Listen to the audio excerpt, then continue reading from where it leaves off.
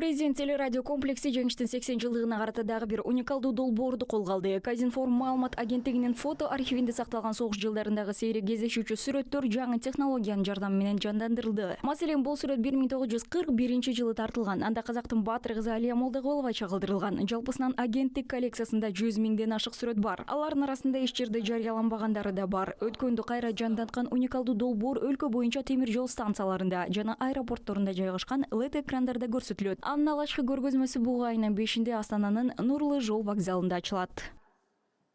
Жеңистин 80 жылдыгына орай, Экинчи Дүйнө жүзүндүк согушундагы биз эски сүрөттөрдү Экинчи дүйнөлүк согуштагы жеңиштин 80 жылдыгына карата биз жаңы технологияларды колдонуу менен эски сүрөттөрдү жандандырууга кириштик. Бул деген биздин элге ошол мезгилдин атмосферасын бүгүнкү күндүн көз карашы менен сезүүгө мүмкүнчүлүк берет. Жөнөкөй кара түстөгү сүрөт менен салыштырганда эч нерсени сезбеши мүмкүн. Ал эми эгерде аны түстүү кылып, заманбап технологиянын жардамы менен жандандырса, анда карапайым адам бир максатты көздөп, жөнөкөй жашоону каалашканын сезе алат. Тирилткен кезде карапайым адам дәл сол адамдардын кезінде олардың да арманы болғанын, олардың да бір мақсаты болғанын, қарапайым өмір сүргісі келгенін сезіне алады.